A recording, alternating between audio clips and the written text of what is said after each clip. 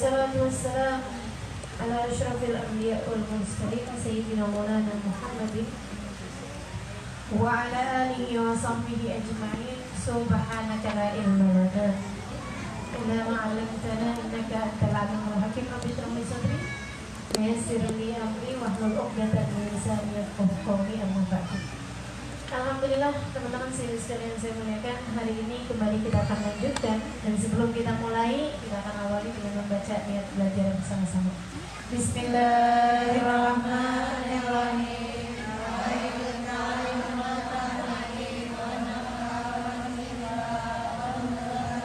والتذكير والإفادة والاستفادة والحث على التمسك بكتاب الله وسنة رسول الله صلى الله عليه وآله وسلم والدعاء إلى الهدى والدلالة على الخير ابتغاء مرضاته وقرب وثواب وحسن الخاتمة مع اللطف والعافية وسلام العاقبة برحمتك يا أرحم الراحمين. اللهم رب النبي محمد صلى الله عليه وسلم وعلى آله وصحبه وجميع الأنبياء والمرسلين وأولي القرن أجمعين. ونزل سيد المهاجرين اللهم بارك سابق بن محمد بن علي بن سيد عبد الله بن بكر العيدروس وخير الوجود أخي أبو بكر بن صادق وأصول المفروض كما سيد إبراهيم بن عبد الله بن الحداد أحمد بن زيد الحبشي وعلي بن محمد الحبشي ثم إلى رواية البيت الأئمة المجتهدين من ضرب الدين علماء عامل والمهندسين والقراء والمفسرين وسادة السنة الموحدين أجمعين أن الله يرحمهم ويرحمهم ويعلي درجاتهم في الجنة وينفعنا برحمتهم وأسرارهم وأنوارهم وعلومهم ونفعنا في الدين والدنيا والآخرة. الفاتحة.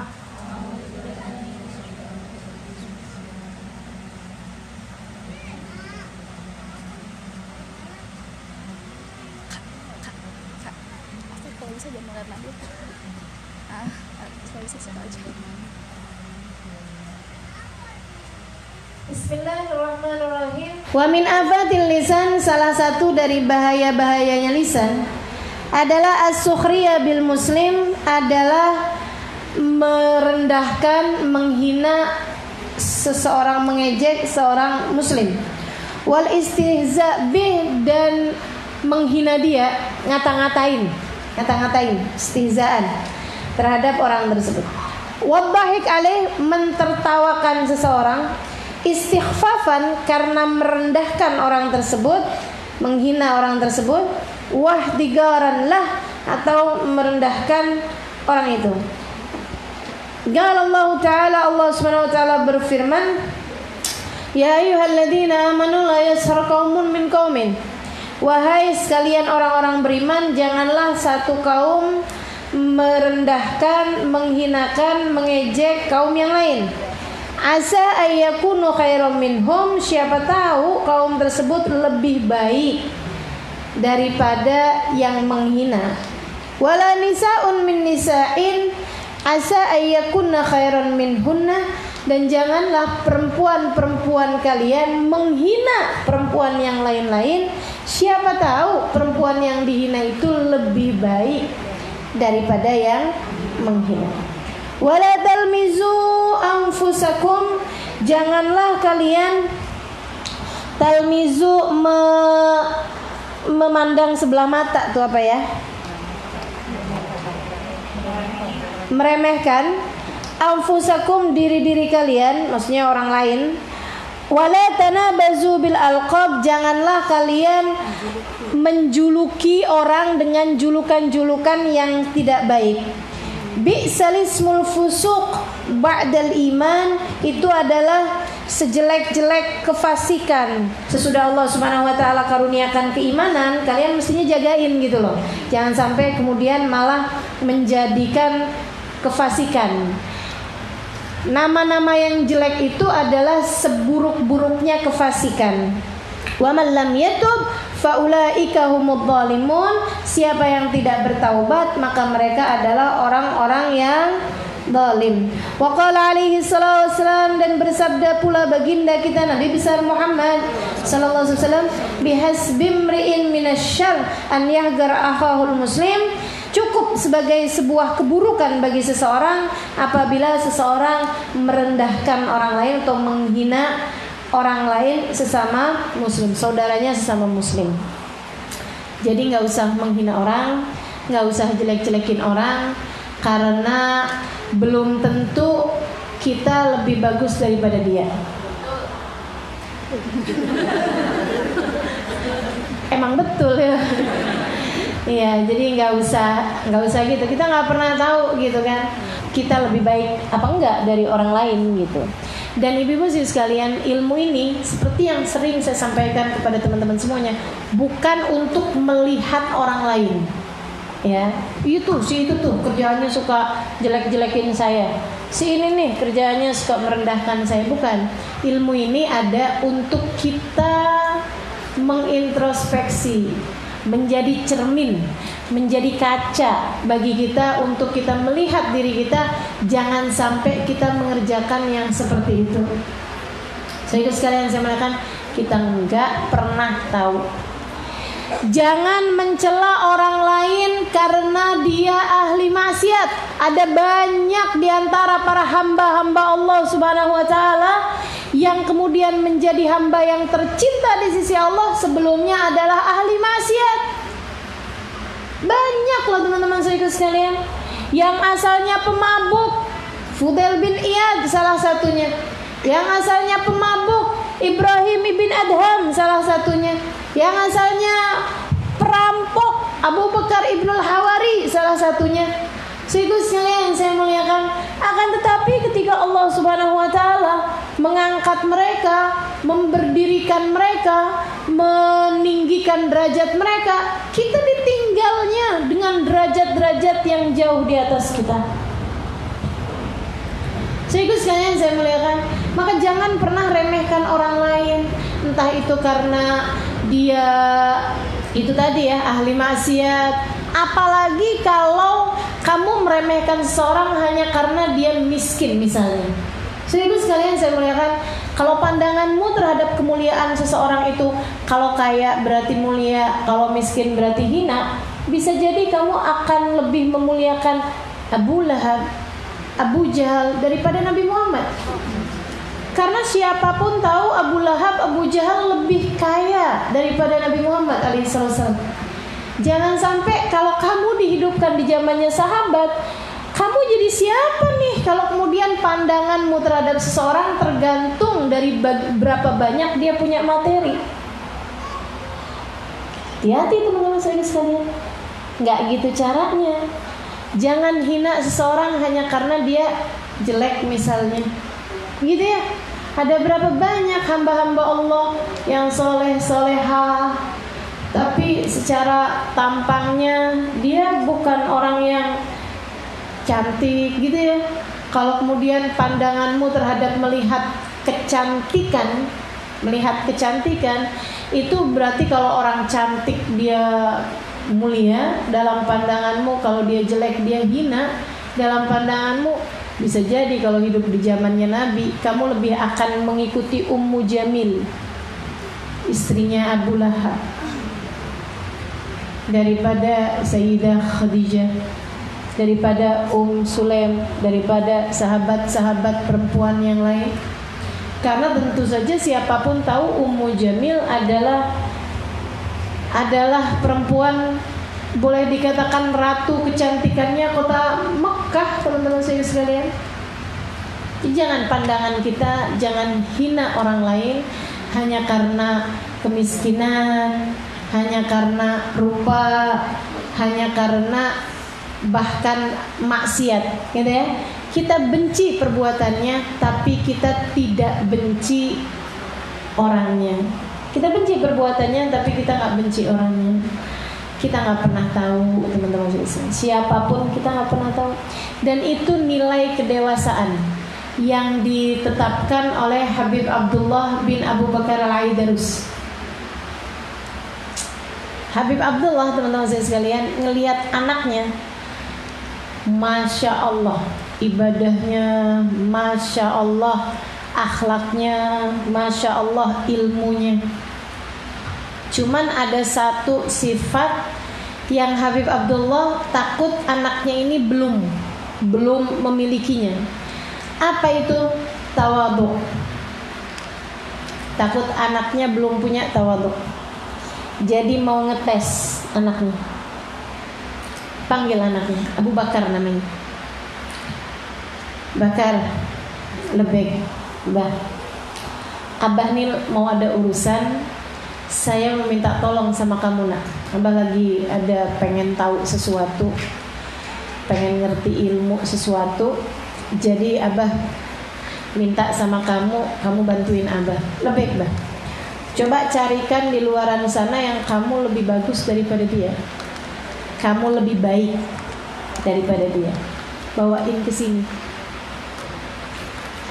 Makhluknya Allah yang kamu lebih baik daripada dia. Anaknya keluar dengan serta-merta kerjain perintah ayahnya. Yang saya lebih baik daripada dia. Oh, banyak kayaknya. Dia kemudian jalan gitu. Saya lebih baik daripada dia. Ini udah bagus ya. Dia nggak ngelihatnya secara materi. Beliau tidak melihatnya secara rupa. Walaupun beliau cakep, nggak dicarinya orang yang jelek-jelek mukanya gitu. Yang saya lebih baik daripada dia, yang lebih bagus daripada dia, berarti nih yang mukanya jelek-jelek nih saya bawain ke bapak nih gitu. Enggak gitu. Beliau juga nggak nyari orang-orang yang miskin-miskin nih ya. Berarti saya lebih baik daripada dia, saya kaya dia miskin. Enggak. Beliau nyarinya orang yang ghairil maghdubi alaihim waladdallin. Gitu kan?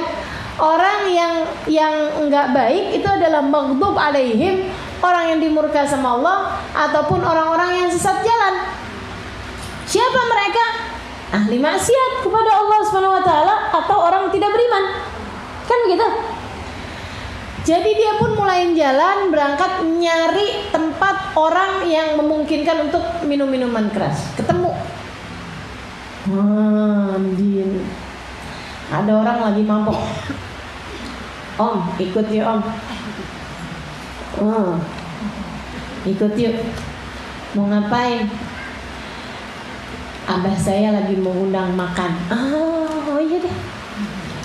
Walaupun lagi mabok, kalau urusan makan boleh juga gitu ya. Sambilan agak susah gitu jalannya karena masih lagi mabok, dia pun jalan.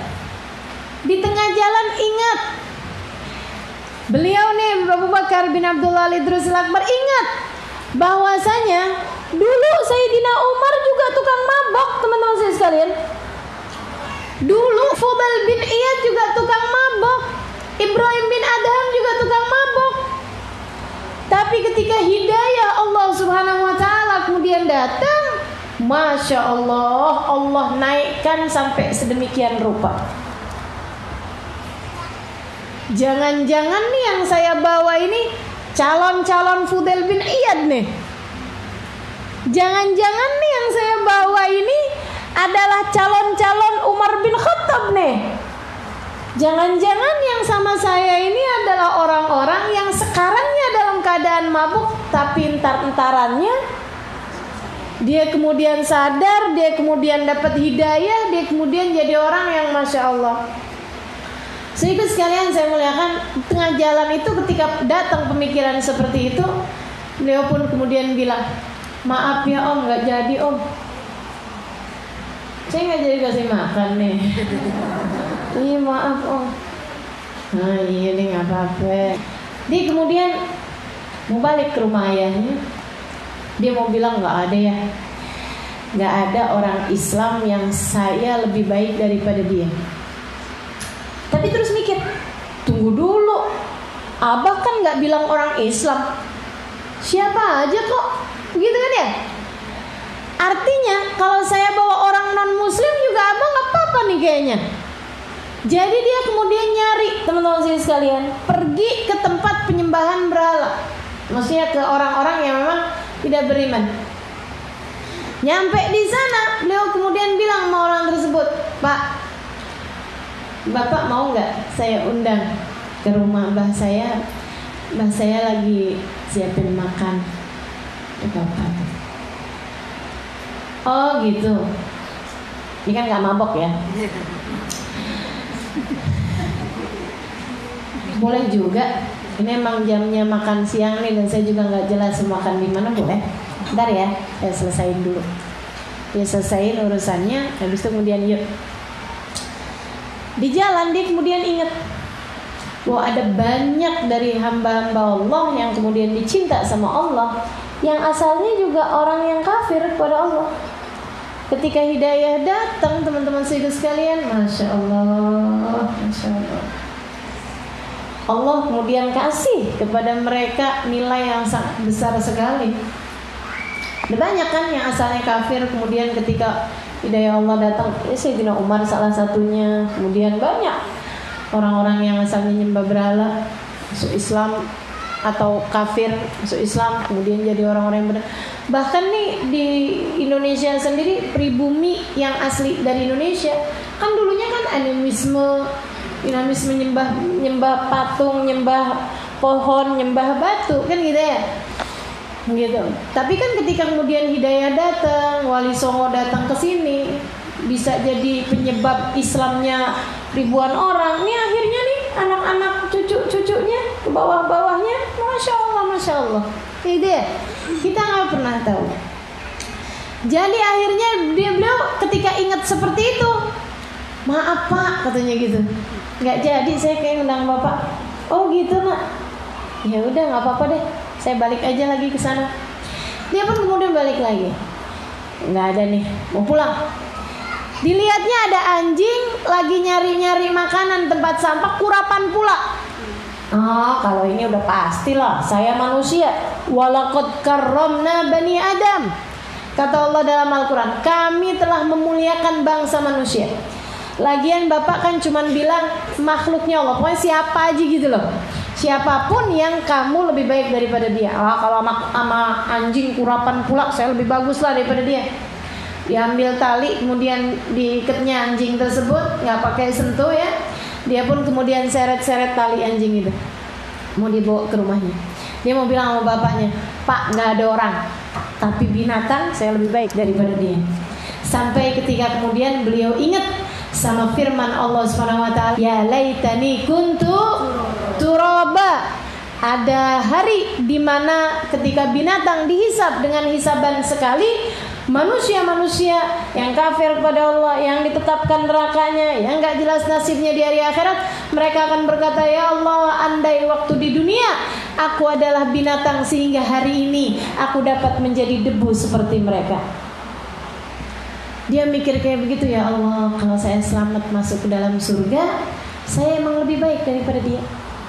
Tapi kalau saya sampai gak selamat masuk ke dalam surga, saya di neraka, saya akan berharap andai hari ini saya adalah dia, maka bagaimana mungkin saya merasa saya lebih baik daripada binatang ini. Dia pun kemudian melepaskan ikatan binatang tersebut, dia pulang. Dia bilang sama ayahnya, bah, gak ada, ternyata semua yang ada di alam semesta ini, saya adalah makhluknya Allah yang paling hina. Semuanya lebih baik daripada saya, semuanya lebih baik daripada saya. Katanya abahnya, al-an qad sirta rajulan, sekarang nak kamu menjadi laki-laki dewasa. Jangan-jangan kita belum ada yang dewasa,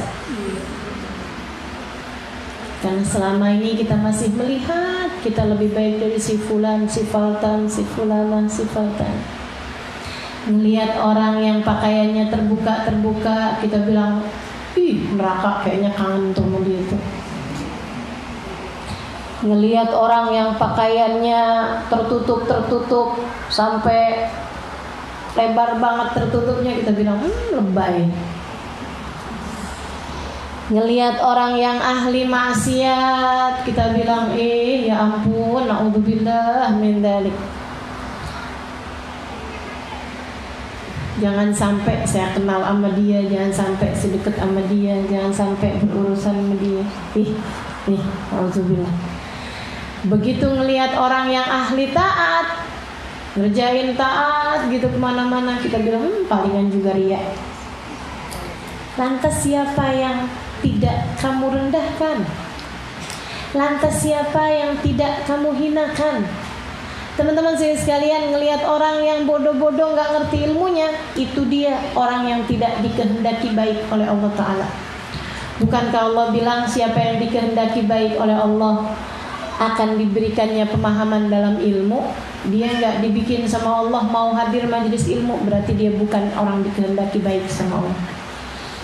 Ngelihat orang yang berilmu, dia mah cuma bisa ngomongnya doang. Yang malingnya mah belum tentu, mendingan juga kayak saya, nggak ngerti. Jadinya juga kalau ngelanggar emang karena nggak ngerti. Dia udah ngerti ilmunya tetap juga dilanggar. Itu hisabnya lebih besar lagi. Lantas siapa yang bisa kamu muliakan, teman-teman sekalian? Ngelihat orang yang lebih tua, kamu bilang ya Allah itu daftar maksiatnya pasti udah panjang banget. Ngelihat anak kecil, belum punya banyak taat dia.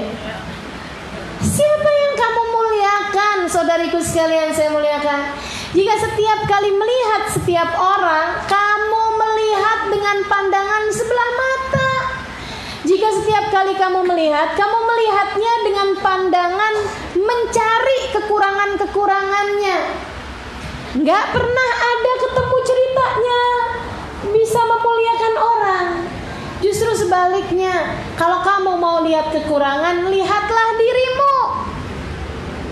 Lihatlah dirimu.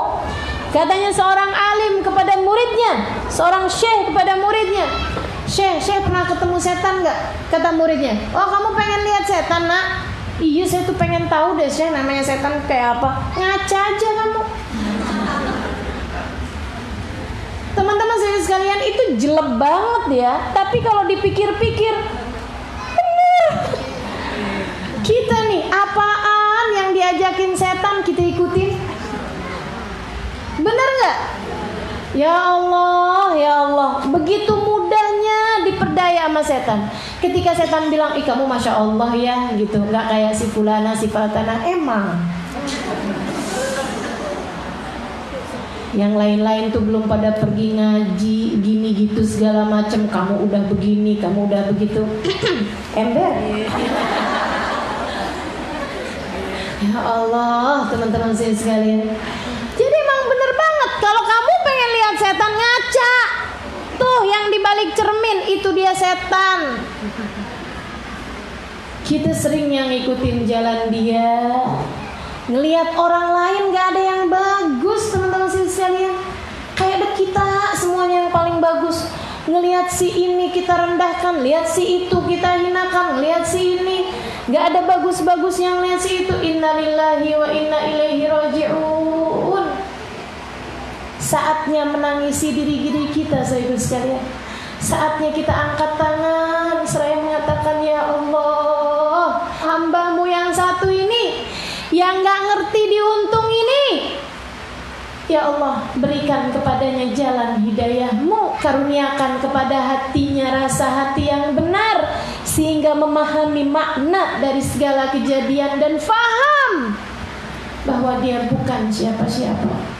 Saudaraku sekalian saya muliakan, tuh Bapak Bahiyah tuh salah satu contoh orang yang saya lihat, ya Allah, boro-boro mau menghina orang lain, dia ngelihat dirinya tuh nggak ada bagus-bagusnya. Ngelihat orang lain semua bagus loh. Lihat Habib Umar tuh, Halimah. Habib Umar rajul kabir.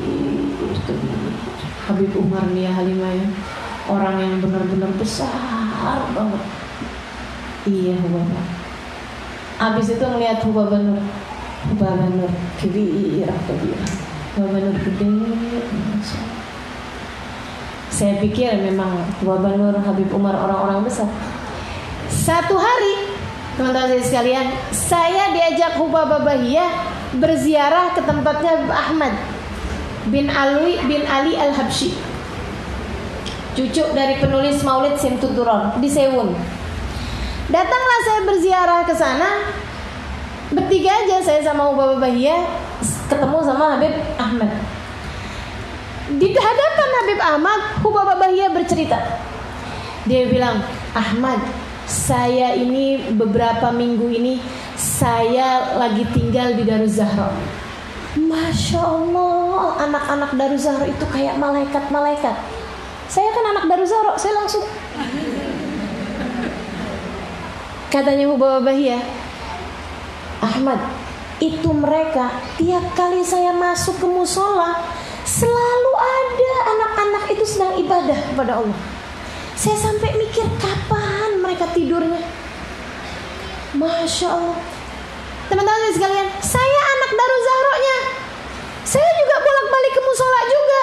Dan memang tiap kali ke musola ada aja anak-anak yang lagi ibadah. Tapi kan ganti-gantian. Musolanya emang ada aja orang ibadah. Kita mau datang jam berapa? Jam 10 malam, 11 malam, 12 malam, 1 malam, 2 malam, 3 malam. Pasti ada aja anak yang lagi ibadah.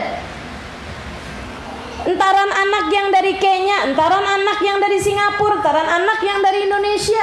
Kan gitu ya? Entaran anak yang dari Madinah, entaran anak yang dari Mekah. Tapi kan kita ganti-gantian. Hubabahnya aja nggak pernah ganti. Katanya Hubabah, itu ibadah terus mereka. Belum lagi mereka itu kan belajar menuntut ilmu jauh-jauh dari keluarganya. Kalau itu benar, iya kan ya? Dia bilang, Masya Allah, nggak ada di hati mereka kecuali Allah, kecuali Rasulnya. Mudah-mudahan saya dapat keberkahan mereka. Bapak nggak tahu saat anak-anak lagi ngomongin orang. Bapak nggak tahu saat anak-anak lagi pada males-malesan. Bapak nggak tahu saat ada anak-anak yang tertinggal ibadah, misalnya gitu, hanya karena ketiduran. Bapak nggak tahu. Tapi teman-teman saya sekalian, mata yang indah hanya akan melihat keindahan pada apapun yang dia pandang. Maka jika selama ini yang kau lihat hanyalah keburukan dari diri setiap orang, tidak ada masalah dengan mereka. Yang masalah adalah matamu sendiri. Sebab mata yang buruk hanya akan bisa melihat keburukan pada diri setiap orang. Coba nih, waktunya berkaca. Untuk kita jadiin waktu-waktu yang berjalan semakin baik, semakin baik. Waktunya kita introspeksi diri. Jangan sampai kemudian perasaan bahwa kita lebih baik dari si fulan, si faltan, si fulan, si faltan, kemudian sampai terkeluarkan dari lisan-lisan kita. Teman-teman saya sekalian, menghina si fulan, merendahkan si fulan, menjelekan si fulan, ngetawain si fulan. Ya Allah, ya Allah, seremnya. Kamu nggak tahu siapa saya, gitu kan? Kita rasa-rasanya kan gitu. Hadir di satu majelis, kita duduk di belakang. Mau duduk di depan nggak boleh. Perasaan kita, lo nggak tahu siapa gue. Kita lagi duduk di satu majelis, ada orang gitu lewat begitu aja, kita ke senggol-senggol, kita lihat siapa sih nih? Ya ampun, biasa aja kali mau ngaji mah, gitu ya. Emangnya sih siapa sih pengen dia mau lebih baik itu dari saya? Gitu kan perasaan kita tuh. Ya Allah. Serius sekalian saya melihat Habib Umar bin Hafid udah ngajar, udah punya pondok pesantren, sudah dimuliakan orang di mana-mana. Teman-teman serius sekalian saya muliakan. Dulu lagi zamannya Habib Hasan Asy-Syatiri masih hidup. Beliau hadir di majelisnya Habib Hasan, duduk di tempat mana aja beliau dapat. Duduk di tempat mana aja yang beliau dapat. Kalau beliaunya nggak mau ngajar, yang ngajar Habib Hasan Syatiri. Beliau hadir mau ikut mendengarkan. Kalau datangnya lebih awal, beliau akan duduk di depan. Memang softnya lagi di situ. Kalau kemudian beliau datangnya terlambat, sehingga kemudian duduk di belakang aja. Nggak ada apa-apa. Ini biasa-biasa aja. Saya murid, saya duduk di mana aja yang saya dapat. Sehingga sekalian saya muliakan, abis dengar kayak begitu, saya juga gitu. Saya datang ke majelis, saya duduk di mana aja. Tapi perasaan saya tuh duduk di belakang, padahal mestinya saya duduk di depan. Itu namanya tawadhu untuk ditinggikan. Ya sama aja, itu kesombongan yang terselubung, teman-teman saudara sekalian. Kesombongan yang terselubung. Ini gimana nih caranya? Padahal serem kalau kita dengar hadisnya Nabi Muhammad SAW, la yadkhulul jannah man kana fi qalbihi mithqala dzarratin min kibr. Enggak akan dimasukkan ke dalam surga orang yang di dalam hatinya terdapat 1 biji dzarrah dari kesombongan. Ini kayaknya saya bukan sebiji darah nih. Jangan-jangan hati ini selama ini dipenuhi dengan kesombongan. Ya Allah, ya Allah. Nggak bermanfaat harta, nggak bermanfaat ilmu, nggak bermanfaat bahkan ibadah jika diiringi dengan kesombongan. Saudaraku sekalian saya muliakan, yang punya urusan semua Allah, maka tawaduklah kepada setiap hamba-hambanya Allah. Syekh Abdul Qadir Jailani mengatakan, saya dapat derajat di sisi Allah tinggi ini, katanya Syekh Abdul Qadir Jailani, karena saya bisa nyari berkah bahkan kepada anjing-anjing di jalanan. Saya bisa nyari berkah pada setiap orang yang saya temui dimanapun saja berada. Saya bisa nyari berkah pada anak-anak kecil. Ketemu anak kecil, ya Allah gak punya dosa, doain saya biar Allah ampunin dosa saya. Ketemu orang tua, ya Allah taatnya udah banyak, tolong doain saya apa yang bisa saya lakukan untuknya, biar saya bisa kamu doain, biar saya bisa kamu sayangi. Ngelihat anjing, ya Allah makhluknya Allah, ya Allah apa nih, oh lagi kehausan, bawain air. Makhluknya Allah, hambanya Allah Subhanahu wa ta'ala. Mudah-mudahan dengan saya memberi pertolongan kepada makhluknya, penciptanya akan menyayangi saya. Dia bilang, begitu cara berpikir saya kepada setiap hamba Allah Subhanahu wa ta'ala, Allah pun menaikkan derajat saya pada derajat yang tinggi di sisinya. Kita kenapa nggak naik-naik? Ya ini sih, maju mundur sama narsisnya kita sendiri, bergelut dengan rasa eksistensi diri, pusing-pusing sama kesombongan kita sendiri, disiksa-siksa sama kesombongan kita sendiri. Teman-teman saudaraku sekalian saya muliakan, ini yang kemudian bikin kita nggak bisa jadi naik-naik di sisi Allah Subhanahu wa ta'ala derajatnya. Teman-teman saudaraku sekalian saya muliakan, betapa ketinggiannya kita naruh diri kita, teman-teman saudaraku sekalian, dan itu yang membuat kita nggak naik-naik di sisi Allah. Kamu udah ketinggian naruh tempatmu, sehingga Allah kemudian tidak lagi meninggikanmu. Tapi siapa yang tawadhu, siapa yang merendahkan dirinya, Allah akan naikkan. Saudariku sekalian yang saya muliakan, Habibana Ali Al-Habsyi, gurunya tukang jual madu di pasar. Abu Bakar akhadtul kas wa min hudaratil apa tuh? Deh. Katanya Habib Ali Habsyi, saya berguru kepada Habib Abu Bakar Al-Attas. Kenapa bisa ketemu gurunya? Gurunya tukang jual madu, teman-teman sekalian. Gurunya Habib Ali. Habib Ali nggak pernah ketemu dia. Sampai Habib Ali udah dewasa begini begitu segala macam. Satu hari Habib Ali lagi pergi ke pasar, lihat ada seseorang, cahayanya wih, masya Allah, luar biasa.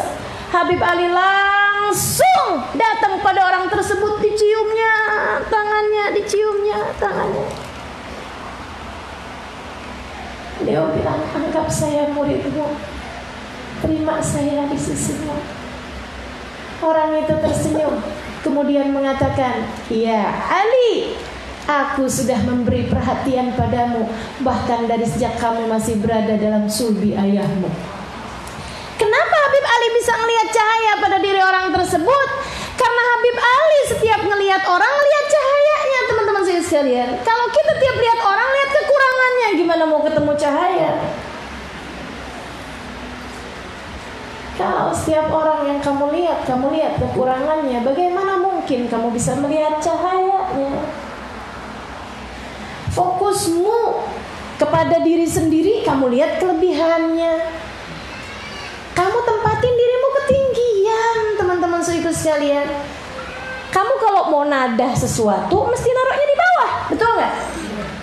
Ada air nih mancur dari atas ke bawah, kamu naruh embernya di atas, ya nggak bakalan bisa penuh-penuh, nggak bisa dapat apa-apa, teman-teman sekalian. Kalau kamu mau dapat banyak, taruhlah di bawah semakin di bawah, semakin kucurannya nyampe semua kepadanya.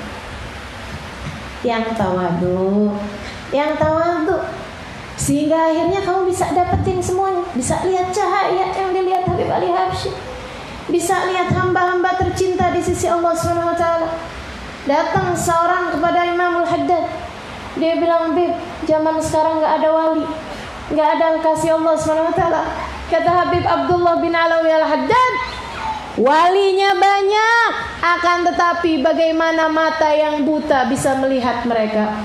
Walinya Allah banyak, tapi matamu yang kamu lihat dirimu dengan segala kehebatannya, dirimu dengan segala ketinggiannya, dirimu dengan segala ilmu dan ibadahmu, membuat kamu tidak bisa melihat cahaya-cahaya Allah yang ada di hadapanmu. Saudariku sekalian yang saya muliakan, mari jangan ketinggian lihat diri. Katanya Hubab Bahiyah, ya Allah Halimah, kalau Allah buka aib-aib kita di hadapan hamba-hambanya, gak akan ada sesiapapun mau duduk di samping kita. Benar banget teman-teman sekalian. Kalau dibuka aib-aib kita di antara hamba-hambanya, apa yang Allah tahu tentang kita dengan segala keburukan kita dibuka di hadapan hamba-hambanya, gak ada yang hadir di majelis saya, gak ada yang mau berada duduk di samping dirimu karena buruknya keadaan kita yang sesungguhnya. Alhamdulillah Allah tutup aib-aib kita. Alhamdulillah. Udah bagus-bagus ditutupin aibnya, jangan kemudian jadi ngeliatin aib-aibnya orang. Aib mereka gak ada apa-apanya dibandingkan aibmu. Aib mereka gak ada apa-apanya dibandingkan aibmu. Betul apa enggak? Apakah sesudah kamu mendengar hal yang seperti ini masih juga kemudian melihat si fulan, si faltan, iya tuh dia gak cukup ngormatin saya, dia gak cukup. Teman-teman saudara sekalian, seberapapun orang merendahkanmu masih kurang rendah dibandingkan dengan hak dirimu sendiri. Kalau ada suamimu lagi marah-marah, kamu memang dasar kurang ajar, seberapapun dia ngata-ngatain dirimu, sebenarnya itu masih ketinggian dibandingkan dengan hakikat diri kita yang sesungguhnya. Betul nggak? Betul nggak? Betul nggak? Lantas apa hakmu untuk kemudian menjawab, abang pikir abang juga suami yang benar? Kemudian kamu cari aib-aibnya, kemudian kamu sampaikan padanya. Nggak ada, teman-teman sekalian. Nggak gitu caranya jalanin kehidupan. Tidak begitu caranya menjalankan kehidupan. Yuk, biar cara mikir kita benar. Karena kalau cara mikirmu benar, hidupmu bakalan benar, teman-teman sekalian. Kalau hidup kita benar, cara mikir ke Allahnya benar, semuanya bakalan benar ke depan-depan.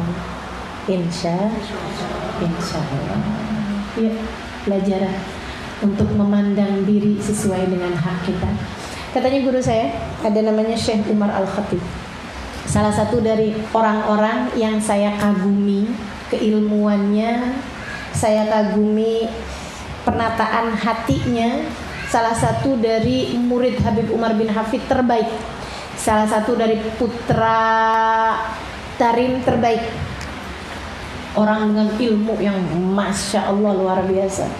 Ahli fikih paling terkemuka. Habib Umar kalau nggak bisa ngajar fikih, yang gantiin beliau Syekh Umar Khatib namanya. Pinter banget teman-teman sekalian, pinter pakai banget. Beliau satu hari ngasih ceramah gitu, ngasih kajian. Beliau bilang kayak begini, at-tawadhu minan nabi tawadhu, at-tawadhu minal awliya tawadhu, at-tawadhu min Syekh Abu Bakar bin Salam tawadhu, at-tawadhu min Habib Ali Al-Habsyi tawadhu. Dia bilang amma minnana fahuwa ma'rifat qadrun nafs. Dia bilang Nabi Muhammad tawadhu itu tawadhu beneran. Tawadhu merendahkan diri. Merendahkan dirinya Nabi Muhammad itu baru tawadhu. Merendahkan dirinya para sahabat-sahabat Nabi itu baru tawadhu. Merendahkan dirinya para wali-wali itu baru tawadhu.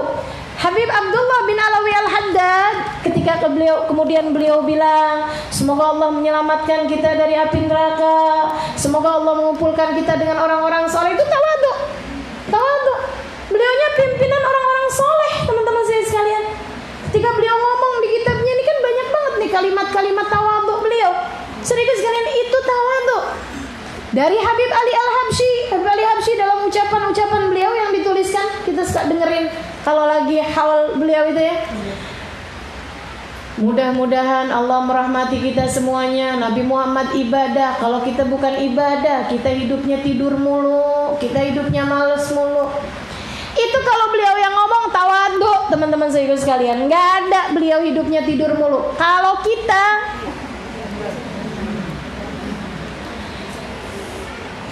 katanya Syekh Umar Khatib, dia bilang tawadhu dari mereka-mereka ketika mereka merendahkan diri. Ketika mereka ngomong yang kayak begitu, itu memang mereka merendahkan diri. Nabi ketika datang ke rumah seseorang, budaknya nyuguhin makanan buat Nabi Muhammad. Dia ketika tahu bahwa ini yang datang Nabi Muhammad, Nabinya Allah, orang yang namanya ada di pintu surga, orang yang bawa kita ke surga. Masya Allah, dia bawa nampannya tuh gemeteran. Mau nyuguhin makanan ke Nabi, ketika dia paham siapa Nabi Muhammad, sampai gemeteran. Nabi ketika lihat dia, Nabi Muhammad bilang, haunan alaik, kata Nabi. Innama ana rajulun Quraisy ya'kulul qadid. Bu, yang tenang. Ibu pikir saya siapa? Saya hanyalah putranya Abu Thalib, anak yatim yang diasuh. Innama ana yatimu Abu Thalib. Sesungguhnya aku hanyalah anak yatim yang diasuh sama Abu Thalib. Saya biasa makan dendeng kering, saya biasa makan ikan asin. Kalau di kita gitu ya, saya biasa makan ikan asin. Ibu yang tenang, saya bukan siapa-siapa. Nabi kalau ngomong kayak gitu tawadhu, teman-teman saya sekalian. Nabi kalau ngomong kayak begitu tawadhu, saudara sekalian, saya melihat. Nabi ketika beliau bilang la tagumuli, jangan berdiri buat saya, duduk aja, nggak usah kalian berdiri buat saya. Itu Nabi lagi tawadhu, teman-teman saya sekalian. Nah kalau itu tawadhu, emang beneran tawadhu, saudara sekalian. Amma minnana, katanya beliau. Tapi kalau aku, kalau kamu, kalau kita lagi bilang ya Allah, kita nih ya nggak punya amal ibadah, emang beneran? Betul nggak? Kita nih ya durhaka bener sama Allah, bukan lagi tawadhu, emang beneran. Kalau kamu lagi bilang saya duduk di belakang, emang pantasnya juga iya.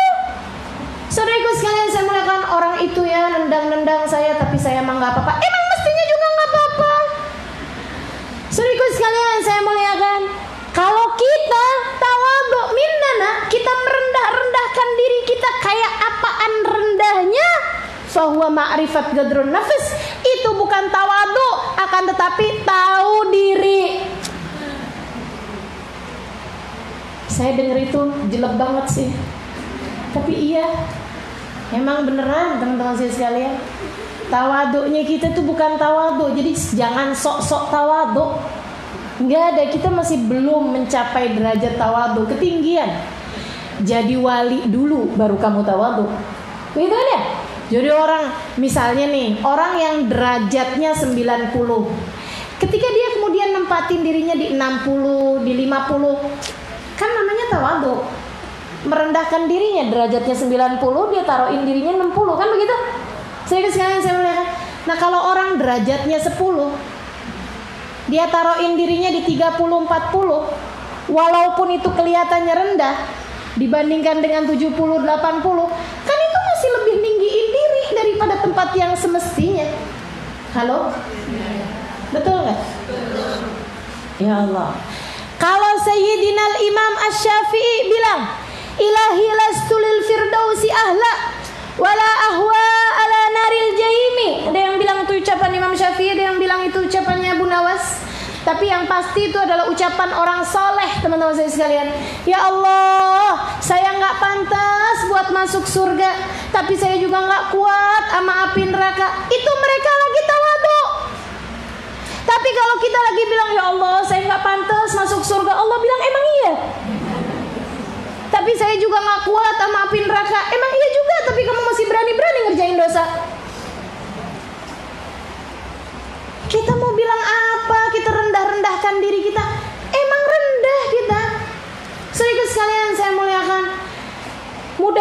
Allah ajarkan kita cara yang benar melihat diri sendiri. Semoga Allah ajarkan kepada kita cara yang benar melihat diri sendiri. Semoga Allah ajarkan kepada kita cara yang benar melihat diri sendiri, sehingga kita dapat menjalani kehidupan sesuai dengan porsi, sehingga kita bisa menempatkan diri sesuai dengan derajat kita yang sesungguhnya, teman-teman saudaraku sekalian. Amin ya rabbal alamin, birahmatika ya arhamar rahimin, bijudika ya ajwadal ajwadin, innahu waliyyu dzalika wal qadir alaih. Wa sallallahu ala sayyidina Muhammadin wa ala alihi wa sahbihi wasallam, walhamdulillahi rabbil alamin.